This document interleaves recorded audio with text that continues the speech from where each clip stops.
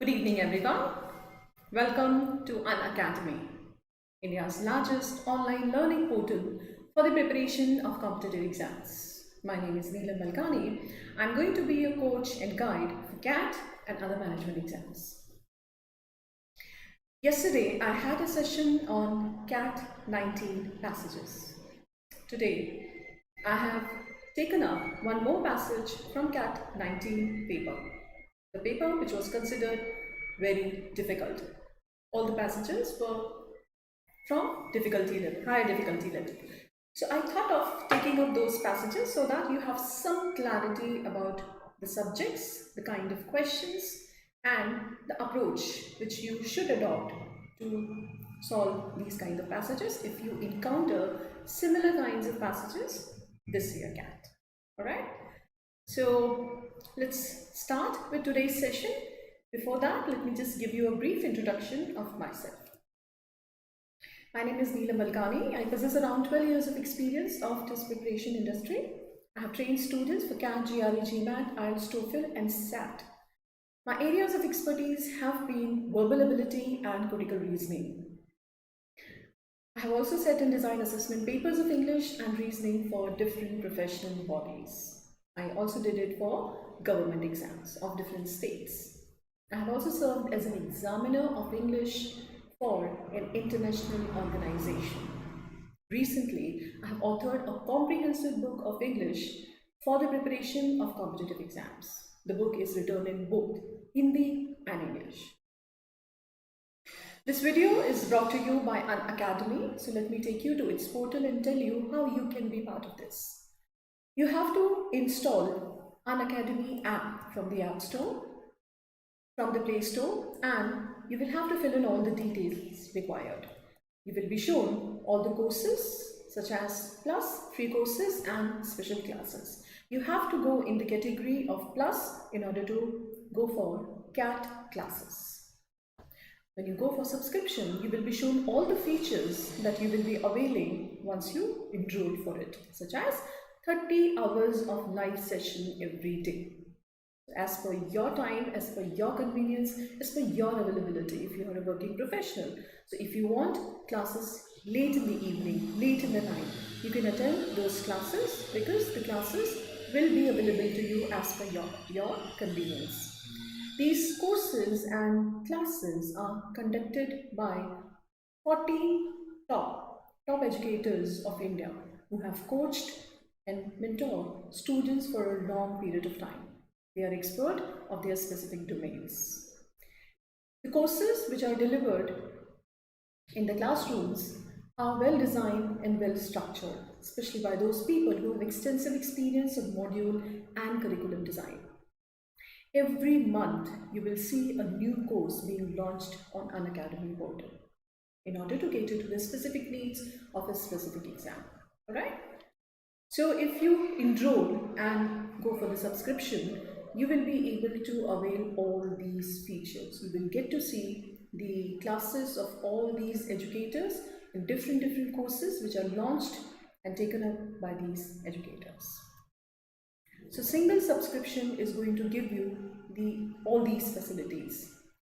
When you go in the subscription, you will see different models of subscription as per your needs. So as per your plan of this exam, you can choose which subscription suits your needs the best. So 1 month, 3 months, 6 months or 1 year. If you are targeting CAT 2021, you can go for 1 month subscription. Whichever model of subscription you choose, if you want to avail 10% further discount, you have to type code MEELA. Alright? Now, National Scholarship Test, which is being conducted by Unacademy every Sunday. Starting from 18th of October, every Sunday, this test is conducted, which is based on the recent changes in the pattern brought in by CAT this year.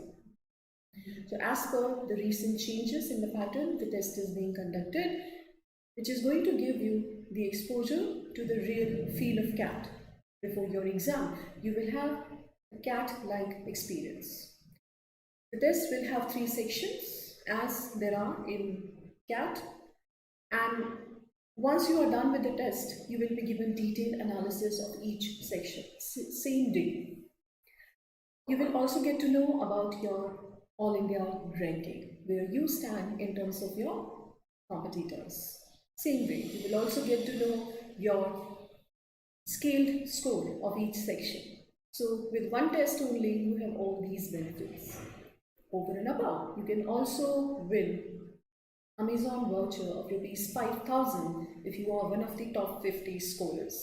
Alright, so what are you waiting for? Go enroll yourself and take the exam coming Sunday.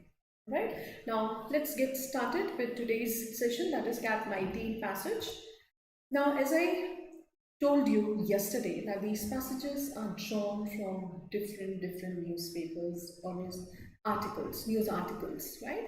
So they are taken from academic journals or newspapers. So yesterday article was taken from the Atlantic. I gave you the source or the link of the passage, and I also told you that this was the truncated form of the article. Article, not in a comprehensive way, was given as a passage. Some parts were omitted, some paragraphs were omitted, and examiner who set that paper chose to take up those part of the article where questions could be framed, which could be used for question framing. So was done with this passage that I have taken up today. The passage was taken from The Guardian, one of the reputed newspaper of UK. So, as I said yesterday, you should start reading these newspapers, right? So instead of confining yourself to Indian leading newspapers, you should expose yourself to international newspaper. I also suggested some of the newspapers that you should start reading. The online versions are available. The editorial is also readily available. Sometimes you will have to pay for them, sometimes they are complimentary. So if you are conversant with the kind of subjects they write or the kind of subjects they are covering in their article, in their editorials, and the kind of writing style they adopt for writing those articles, doing a passage in CAT or solving a passage in CAT will not be much difficult for you because you're already familiar with the style and the subjects. Same time, if you are reading these newspapers regularly and consistently, you never know, you will encounter one of those articles in your exam. Alright, since we have figured the sources of these passages from these articles, that means if you are a consistent reader of these newspapers, you never know, you will encounter one passage which you have already read as an article in these newspapers, right? So if you're targeting 2020, please cultivate this 21. Please cultivate this habit of reading international newspapers. Okay, so come back to this passage. This passage was taken from The Guardian. In today's this slide, you can see the link of this article. Again, the article is not given in totality, rather some parts of the passages, some parts of the article have been omitted and some parts of the article have been chosen by the examiner to give as the passage, right? So whichever part he chose is possibly going to be more fertile for question framing. That is why other parts were left out. So the article was published in 2010. So alright, so even in their reservoirs, if they have those articles which are based on those subjects, which are pet subjects for CAT, like music, art, literature, science. So if you find these articles in these newspapers, you should start reading them. Alright, so this was based on music. So let's get started with passage. So I have segregated entire passage into 4 paragraphs. As I said, for CAT passages, you have to have a thorough read. You cannot skim, you cannot scan passages. Most of the time, you will have to understand the passages deeply, then only you will be able to understand the questions and will be able to answer the questions. So I have segregated it so that we have clear understanding of the passage. We will understand the passage para by para and then we will approach the questions. Alright? Now, have a read of this paragraph and I'll give you 40 seconds to read this paragraph.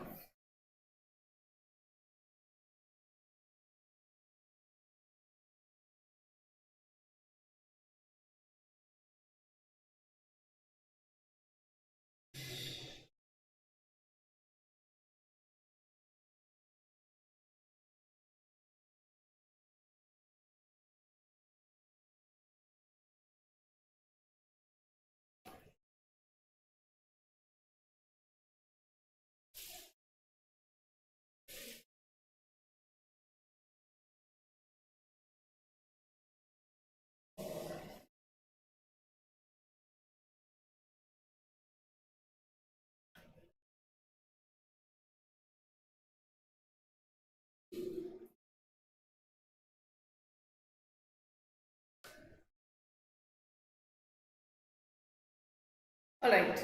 So, when you read the first part of this paragraph, you may not be able to understand what main idea is or what the subject is, may be confused about the subject because author is actually talking about a couple of things here. So, free of the taint of manufacture. That phrase in particular is heavily loaded with the ideology of what the Victorian socialist William called the anti-scrap or anti-capitalist conservationism, not conservatism. So he makes it very explicitly clear that this phrase is associated with conservation, not conservatism. That Solace itself with a vision of a pre-industrial golden age. So we are told about a term here that is free of the taint of manufacture. So here we are not clear what is free from the taint of manufacture. All right, now let's read it. In Britain, folk may often appear a cozy, fossiled form, but when you look more closely, the idea of folk who has the right to sing it, dance it, evoke it, collect it, belong to it, or appropriate it for political or cultural ends has always been contested territory. Now, here comes the author's point of view. Here comes the semblance of the idea, the main idea here. The passage is about folk music. Right? Now, what author says about it? So, author is talking about specific folk music in a specific country, Britain. So, it appears to be fossilized form. It appears to be cozy, fossilized form. Fossilized is something which is ancient, which is too old because it has fossilized. All right, so it's not new, it's not recent, it's not contemporary, rather it's something which is old and ancient. But when you look more closely, when you scrutinize it, when you have a deeper reflection, you will find that idea of folk. Now here comes the hyphen. As I told you, with hyphen and dash, author always tries to illustrate the point which he states previously. So here the idea of folk, so that's that idea, and he ends that with ends, right? And after that, he continues the sentence. So if we leave that part and read the sentence, the idea of folk has always been contested territory. So your sentence is clear here. The idea of folk, author is going to explain that to you, that what idea of folk has always been contested territory. That means there's always a controversy around what is folk. Right? Now, who has the right to sing it, dance it, invoke it, collect it, belong to it, or appropriate it for political or cultural ends? So it's talking about the ownership of these folk music or this folk music. Right? So here the author's opinion comes that in Britain it appears that it's very fossilized, it's very old, it's very ancient, it's very rooted in the past. But when you closely look at this, you will see that this whole idea, what folk is, what folk music is, has always been contested. All right, and then he, with dash, he explained what this idea is, who owns it, who can sing it, who can invoke it, and who can use it for political or cultural purpose.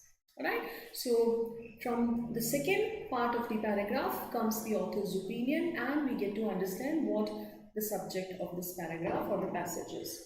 Now, why it appears to be disjointed, why it appears to be fragmented part, because the examiner who set the paper of 2019 left the first part of this article. So there isn't, when you read the article in Guardian, the link that I have sent you, I've given you, you will see that there was entire first paragraph which was devoted to talking about folk music. And then comes the phrase.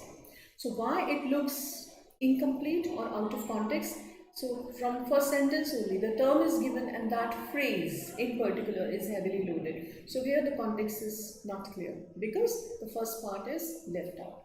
So it might happen with you in this year CAT as well. So try to figure out the main idea by reading further, right? So don't get stuck if you're not able to understand from the first part what the author wants to say, right? It may be baffling, it may be confusing, but later on when you read along, you will find main idea coming up or main idea shaping up. All right. So this happens with this because the first part was left out. Now, are we clear with this? With the idea of first paragraph? Now, second paragraph again, 40 seconds.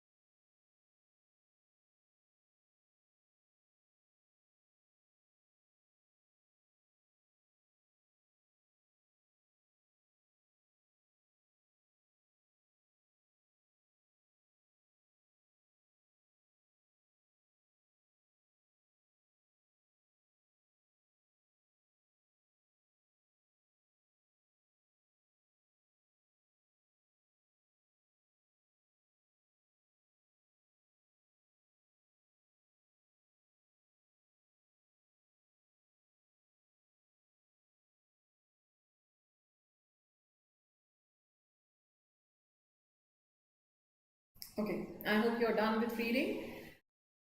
Now, here comes author's opinion about what folk has been in his own time, in our own time.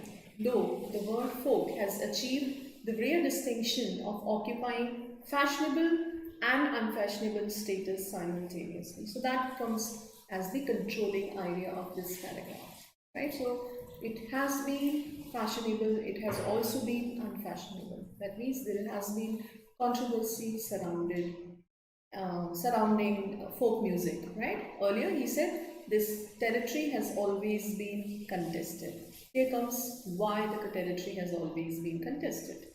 Just as the effusive floral paints of the radical William Morris now cover genteel sofas, so, the revolutionary intention of many folk historians and revivalists have led to music that is commonly regarded as parochial and conservative.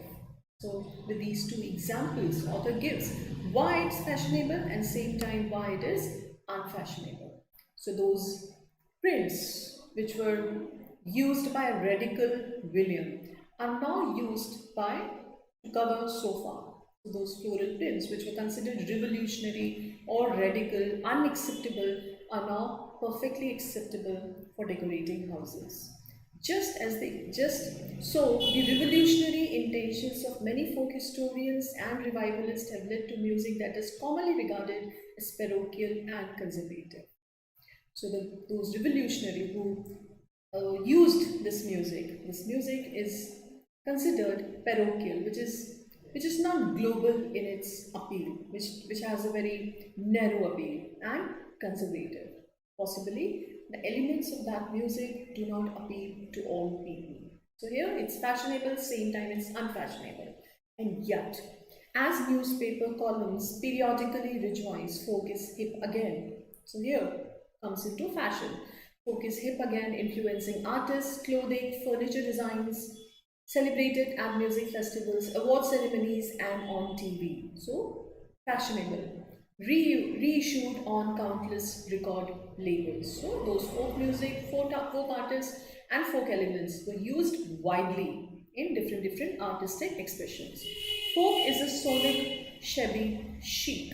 So, here comes author's opinion, containing elements of the uncanny and eerie as well as an antique veneer. So, here author gives his opinion that it has been unfashionable, it has been fashionable. So it's a combination of both, uncanny and eerie, something which is strange, something which eerie is also something which looks very absurd or strange. Same time, as well as an antique veneer. So veneer is something which is polished. So this music has antique polish, antique outer layer, right? A whiff of Britain's heathen dark ages, right? So heathen dark ages. So the very obscurity and anonymity of folk music's origin open up space for rampant imaginative fancies. So, where it originated, who composed this song, this has always been obscure, this has always been anonymous. Hence, a lot of people have given, have given their theories because they have imagined different things about the origin and the genesis of these songs. Right? So here comes the second paragraph, or the first line controls the idea which says it has been fashionable and unfashionable at the same time. Then he gives example and then he concludes the idea by saying that this very obscurity of folk music has given rise to so many imaginative theories, so many fanciful ideas, right? So I hope we have been able to connect the para first with para second. He ended first para saying that this has always been contested theory. What folk is, the idea of folk has always been contested theory. Then he says why it has been contested. Because it has always been fashionable and unfashionable. He gives some examples here and then he ends it with this idea. Now para 3. Okay, again 40 seconds.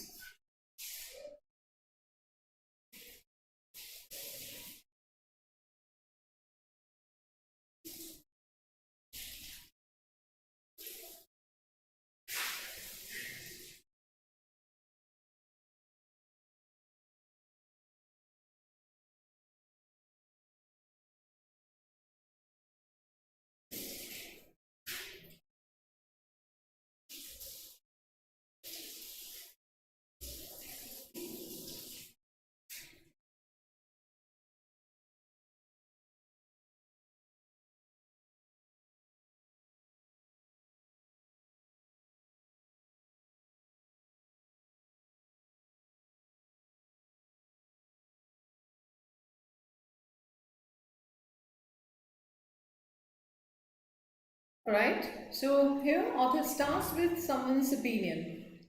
He says that Cecil Sharp, who wrote about this subject, about folk music, believed that folk songs existed in constant transformation, a living example of an art form in a perpetual state of renewal. This controls the idea of this paragraph. This is the topic sentence. So if you understand it very clearly, you can leave it out, right? So with your flair for reading, with your flair for understanding different conventions of writing, you will understand that what he states in the very first line of a paragraph invariably will be illustrated further with example, evidence and supporting details. Now look at this paragraph as the classic example of that idea that you can understand from this sentence. One man sings a song and then others sings it after him, changing what they do not like. Renewal, right? So they are trying to change it according to their taste. Is the most concise summary of his conclusion on its origin. He compared each rendition of a ballad to an acorn falling from an oak tree. So look at the metaphor he brings in, right? So he's comparing the origin of these folk music traditions to a tree. Every subsequent iteration sows the song anew. Every iteration, the person who is going to sing it, the person who is going to listen it, and later on when he sings it, he is going to give it a new shape. He is going to give it a new dimension. So that way, it sows the song anew. So that way, the idea which he introduced in the very first line, that a living example of an art formed in a perpetual state of renewal. So the song which was originated, or the song which was composed originally, when it is sung by different people, it keeps on changing because they keep on adding some elements from their side.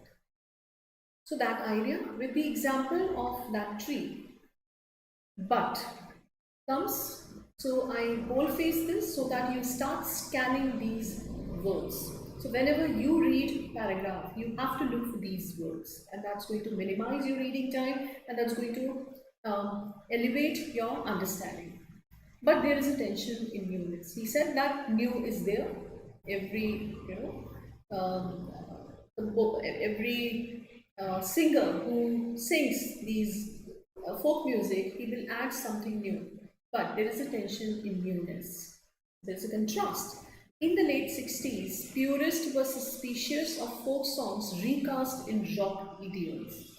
So we have purists who believe that these traditions must be untainted, they must be undiluted, they must not be fiddled with, right? So the purists are those people who believe that the things as they originally are should be preserved, should be conserved in that form only. They should not be fiddled with. Their structure should remain same, right? So those people who purists were suspicious of folk songs recast in rock idiom. So when it was used by rock bands or rock singers, the purist became suspicious. They did not like it.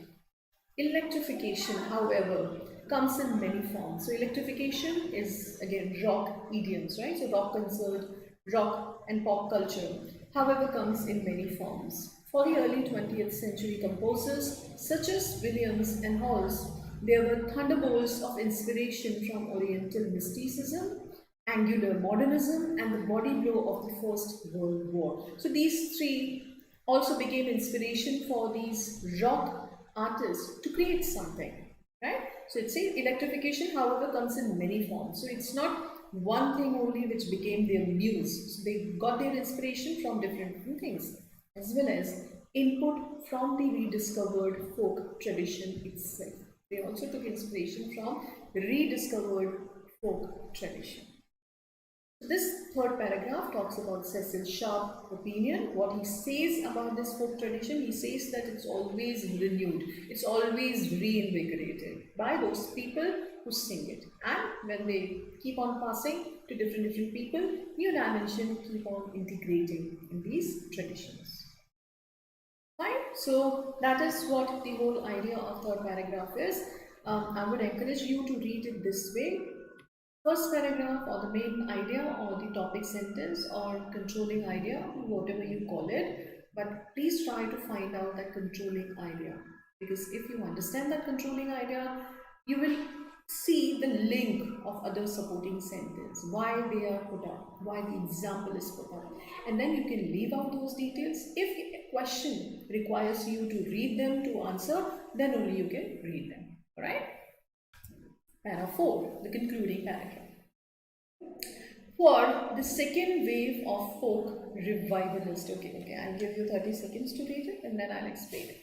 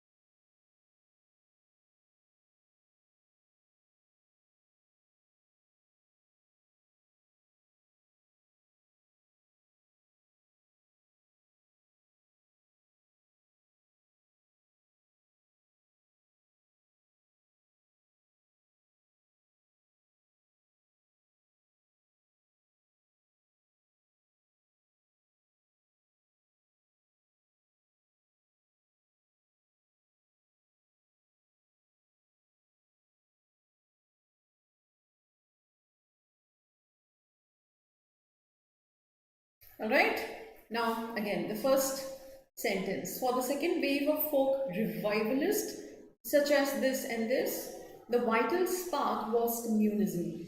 So earlier we understood what was the inspiration of those artists, those rock band artists. Now, for the second wave of folk revivalists, what they got inspiration from? They got inspiration from communism's dream of a post-revolutionary New Jerusalem. For their younger successors in the 60s, who thronged the folk clubs set up by the old guard, the lyrical freedom of Dylan and the unchained melodies of Psychedelia created the conditions for folk rock's own golden age. So look at the word he has used. So this was a golden age of folk and rock's fusion or combination.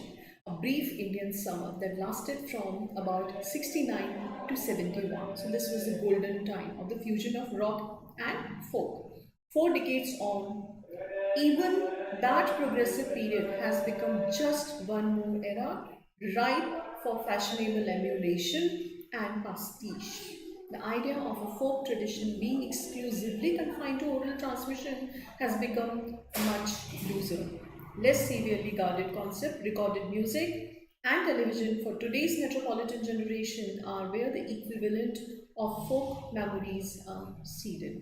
So after 4 generations, this is what is the reality. For this generation, for metropolitan generation, folk music is confined to memories now in recorded music and television. So, which were recorded earlier or which were showcased earlier on television are there as the memories of those folk tradition for this metropolitan generation. Here comes the conclusion of the author. Alright, so I hope we have understood the passage clearly, and now let's target the questions. The first question says, the author says that folk may often appear a cozy fossilized form because, so very first paragraph which stated this. So but before that, whenever you reread the paragraph or whenever you revisit the paragraph in order to answer your question, before that you ensure you eliminate at least 2 options, right? Then only it makes sense to go to the paragraph again. If you go back to the paragraph having all 4 options in your mind, that's going to be a futile exercise. Alright, so that's going to minimize your confusion if you eliminate 2 options. If you have had a thorough read of the passage, you will be able to eliminate 2 options. So first option says it's nostalgic association with a pre-industrial past. So as we understood, fossilized form in the very first paragraph, it could be the answer. Let's hold it. It has been arrogated for various political and cultural purposes. Okay, so when he used this term, he did not use anything related with political and cultural purposes. He used it, political and cultural purpose, but that was about the idea of what folk music is, what folk is, right? So that's out of context. Second is eliminated. Folk is a sonic shabby chic with an antique veneer.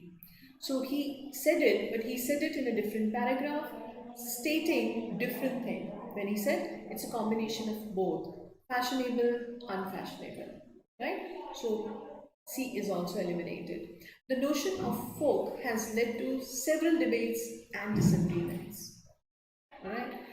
Okay, so I hope the answer is clear. Nonetheless, let's go back to paragraph first, which clearly states this. In Britain, folk may often appear a cozy fossilized form, but when you look more closely, the idea of folk has always been contested territory.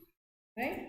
So here, the option which comes very close to the answer is A. It's nostalgic. So cozy, fossilized is clearly signaling that when you look at folk music, it reminds you of your past, right? So nostalgic, fossilized. So from that word which author has used, nostalgic comes very close to it. D is outrightly eliminated. Alright? Let's go on and talk about question number 2. All of the following are causes for plurality and diversity within the British folk tradition, except. Right? Now, this passage is actually confined to folk traditions in Britain. Now, let's look at the option, and please look at the word except. That means all are the causes of plurality and diversity except one. The fluidity of folk forms owing to their history of oral mode of transmission, right? So this is very clearly stated by the author. Paradoxically, folk forms are both popular and unpopular. Second paragraph, very first line, it says it's in fashion, it's also unfashionable. Fashionable, unfashionable. So the option has replaced unfashionable and fashionable with popular and unpopular, right? So the meaning is same, the intent is same. Second is the reason is one of the causes that British folk forms can be traced to the remote past of the country, and the British folk continues to have traces of pagan influence from the Dark Ages. Okay. Now let's look at this paragraph where the answer contains. Now, when you say heathen dark ages, so this is actually referring to pagan culture. Heathen and pagan, both are same, both are similar words. Alright? So here, folk is a sonic, shabby chic containing elements of the uncanny, eerie, as well as an antique veneer, a whiff of Britain's heathen dark ages. So that means it is rooted in past, it is rooted in those religious norms. Hence, this is also the cause. The British folk forms can be traced to the remote past of the country. So that is also there. So hence, answer is paradoxically folk forms are both popular and unpopular. That is given, but that is not a reason of plurality and diversity. Alright? Question 3. At a conference on folk forms, the author of the passage is least likely to agree with which of the following views. Now here comes a question which is based on the application. Understanding author's perspective clearly, on the basis of that, answering a question. If you understand author's perspective and point of view on the subject, then only you will be able to understand this question because it requires you to apply author's logic. So if he attends a conference on a folk forms, what would he least likely to agree with? Simply what he would disagree with. That's what you have to understand. So what is author not going to agree with? First, the power of folk resides in its contradictory ability to influence and be influenced by the present while remaining rooted in the past. So the kind of example author has given, if you see closely, he has given the example of those people who took the inspiration from folk music to create something new, right? They were rooted in the past, but same time they created something new. Rock bands or um, who were those artists who were influenced from communism, New Jerusalem, right? All these people were influenced, but same time they were also rooted in past. So that is what is author is going to agree with that. Folk forms, despite their archaic origins, remain intellectually relevant in contemporary times. Okay? Folk forms, in their ability to constantly adapt to the changing world, exhibit an unusual poise and homogeneity with each change. Right? D says the plurality and democratizing impulse of folk forms emanate from the improvisation that its practitioners bring on it. Now, very second paragraph clearly states that the plurality and the democratizing, it's not confined to one person. It's not, there is no ownership of one person on these folk tradition. As it passes on to other people, so it changes according to the artistic flair and the taste of those people who sing it, who create it, right? So that is what is the reason of the plurality of folk culture, right? So author is going to agree with it. D is author definitely going to agree with. So A and D is not the answer. Now look at B and C. Folk forms, despite their archaic origins, remain intellectually relevant in contemporary times. Look at the last paragraph. Intellectually relevant in fourth and fifth paragraph. Communism. These people also found their inspiration from folk music. Here, rock band also found their inspiration and music from folk culture. It does give intellectual stimulation to artists. And the last paragraph says, though 4 decades on, even that progressive period has become just one more era ripe for fashionable emulation and pastiche, the idea of a folk tradition being exclusively confined to oral transmission has become much looser. So here you can easily come to your answer. That answer is C. In their ability to constantly adapt to the changing world, exhibit an unusual poise and homogeneity with each change. It was not homogeneous, it was actually heterogeneous, because as it passed on to different artists, different generation, different community, it kept on changing. So though it was not homogeneous, it was rather heterogeneous, right? So this is something author is not going to agree with, right? So C is the answer.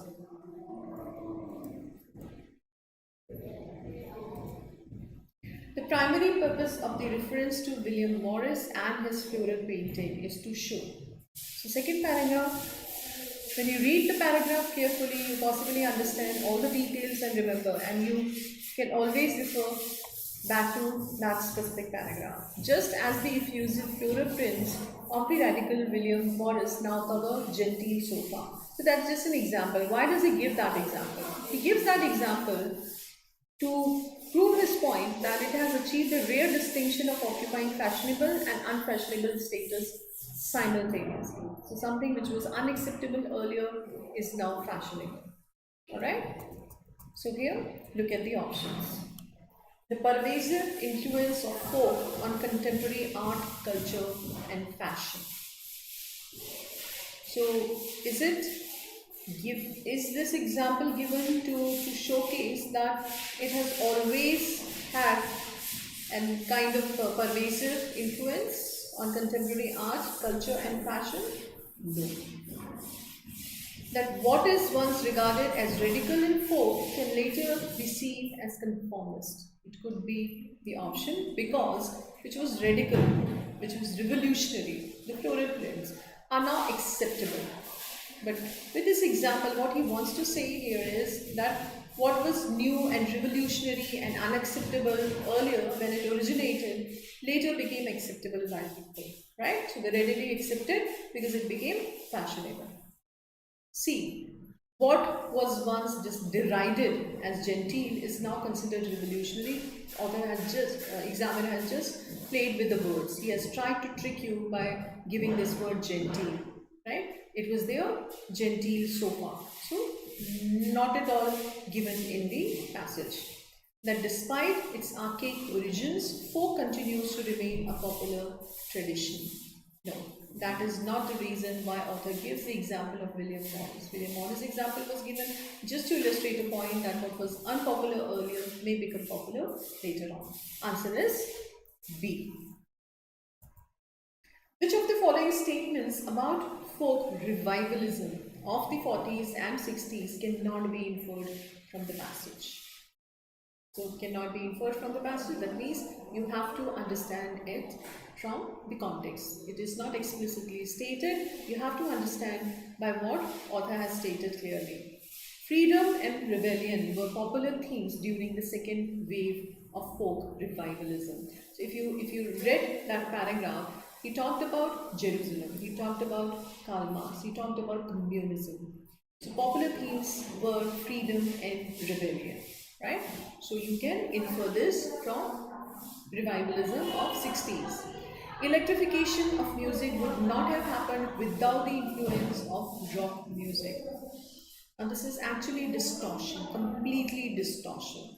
Let me take you to that paragraph.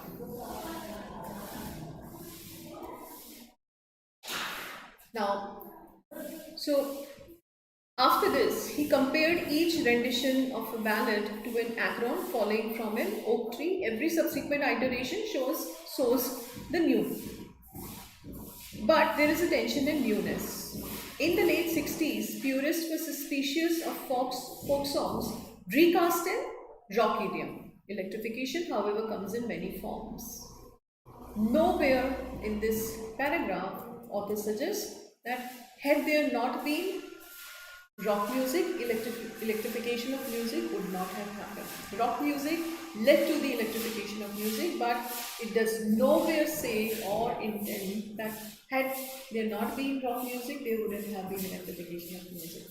See, even though it led to folk rock's golden age, it wasn't entirely free from critique. Yes, it can be inferred because purists did not like this idea.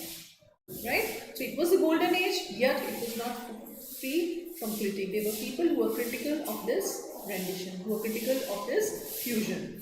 It reinforced Cecil Sharp's observation about folk's constant transformation. So this can also be inferred from this paragraph, from these two revivals, but B cannot be inferred, right? So this was complete disfiguring of information. Alright? So I hope we are clear with the passage as well as the questions.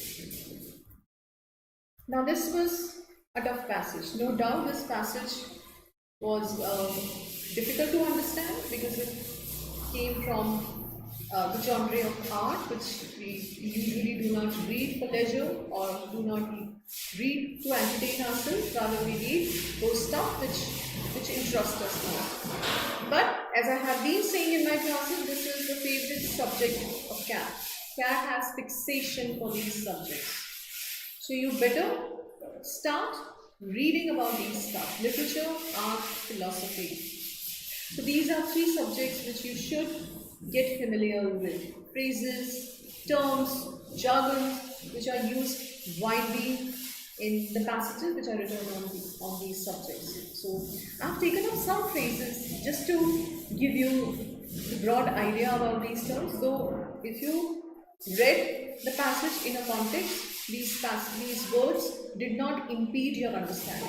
When you read these words in a flow, understanding the whole context, not impeding your communication, not impeding your understanding, right? So these phrases do not obstruct your understanding of the content. Nonetheless, if you have clarity of these phrases, your reading is going to be faster and your understanding is going to be clearer, right? So with that purpose, I have taken up some words which were there in this passage based on music, art, so that if you encounter some more passages and these phrases in some other context, you may not face any problem. So if you remember in the very first paragraph, author said conservationism, not conservatism. So conservation. Conservation is the idea of preserving, is the idea of conserving. So when you try to conserve old tradition, when you try to conserve something which you cherish, that is what is conservation. Usually it happens for conserving or preserving natural resources, but it can be used for anything that you want to perpetuate, that you want to continue, right? So a person who advocates conservation, especially of natural resources, a person who takes an active part in the protection of the environment. So environment conversationist. So that way you can understand.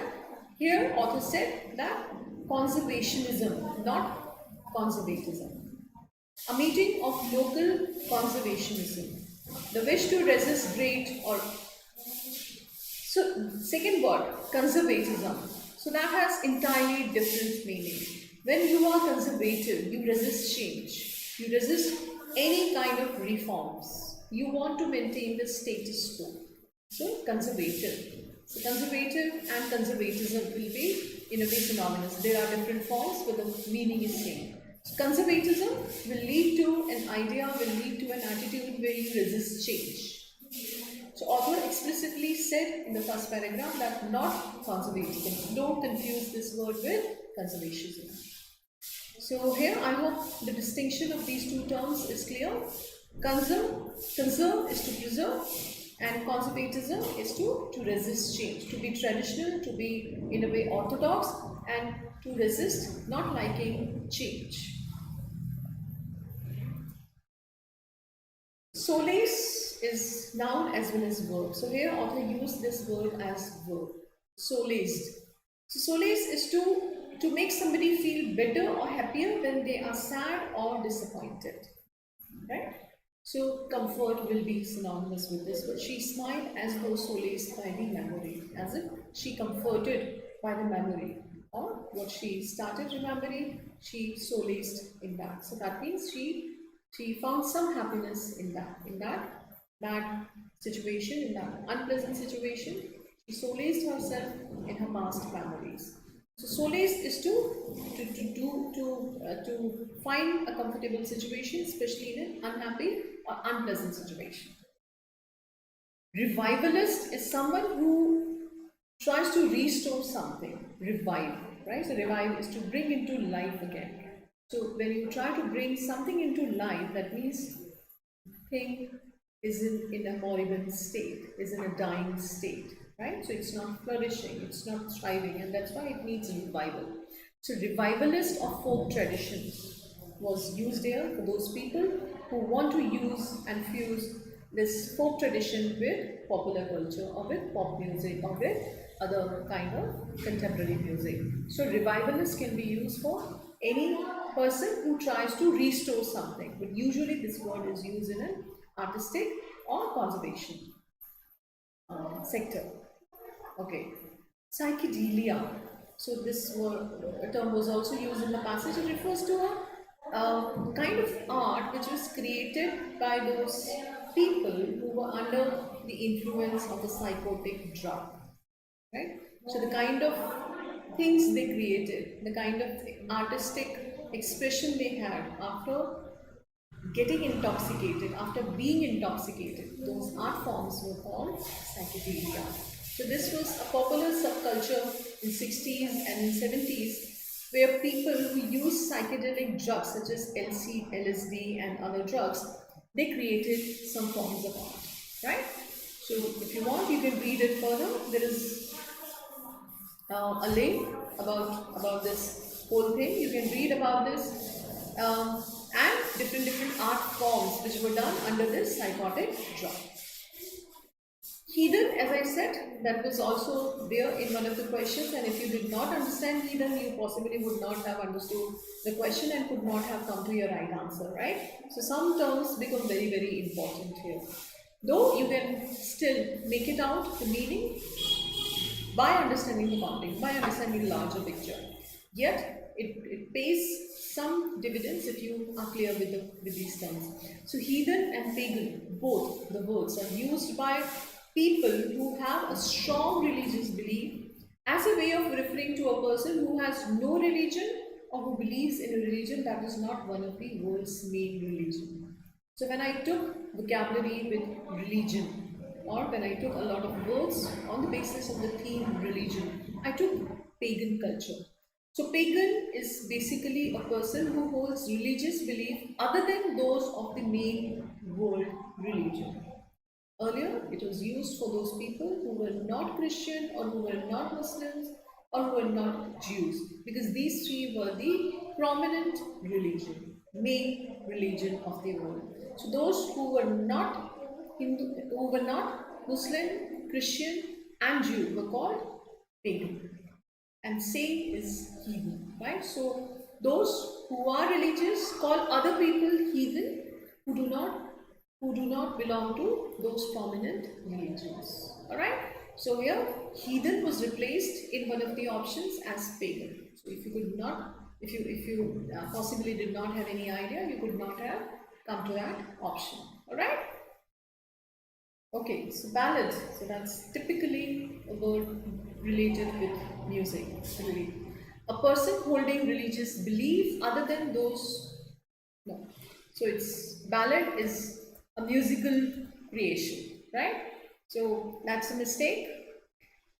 Alright, so I hope we are clear with this passage, and with that I also gave you some phrases or the words which were used in the passage to give you more clarity, and if you encounter these phrases in some of the passages that you face in your mock or in your actual exam, you can have more clarity about the meaning. Same time, I gave you the source of the passage, source of the article from where this passage was taken up.